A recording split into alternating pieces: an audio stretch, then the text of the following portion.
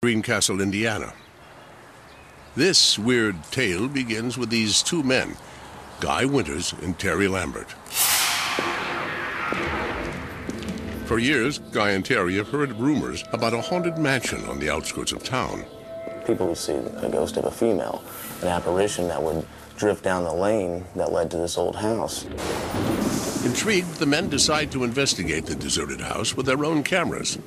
This is the actual videotape from that unforgettable night. It was probably around midnight. The storm was going, lightning crashing.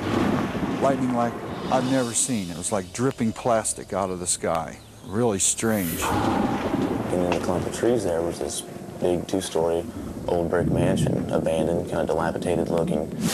Unaware of what awaits them, Guy and Terry go inside. Everything throwing shadows through the house, so it was pretty eerie.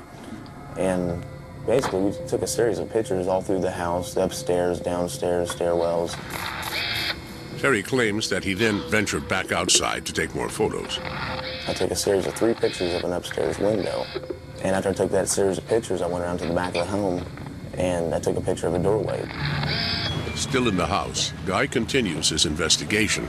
But suddenly, he feels that he's no longer alone. I felt this presence come over me, and the smell was like sulfur and roses. Real strong smell. You hear that? Heartbeat. Pump, pump, pump, pump. And this heartbeat was in my head, but it wasn't my own heartbeat. I really felt like I was dying. This feeling of anxiety was just overwhelming. And I was afraid I wasn't going to make it out of there.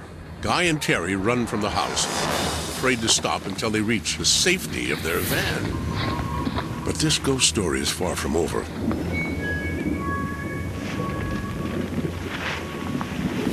When Terry develops the film from his still camera, he's shocked by what he sees. 3 consecutive pictures of what appears to be a woman glowing in a pink light floating in the second-story window. Another pink shape is captured at the back door. Pretty much, it blew me away, I have to say. I've never seen anything like that on film. Could this be the ghost of Greencastle, or merely a photographic abnormality? To find out, Guy and Terry showed the pictures to their friend, photo expert Mick Orman. All I can tell you is that what is in the picture came from the negatives. It's very interesting and a little unnerving. Next, these mysterious images were analyzed by computer graphics expert Sean Dempsey. It's during Sean's high-tech examination that the photograph reveals another startling secret. And then I tried something called bas relief, which basically takes the light and dark parts of the picture and emphasizes them. And I got the creepiest thing from this one photo. Her face, and I don't know how else to describe it, but that to me just looks like a skull. I've got to be honest, it's either a real photo of a ghost or it was done with a photographic technique that I don't know about. With experts at a loss for answers, Guy and Terry have their own theory. They now believe they photographed a real ghost. But if this is true, then whose spirit is it? Guy believes that the Pink Lady is a woman who lived and died here in the early 20th century. Her name?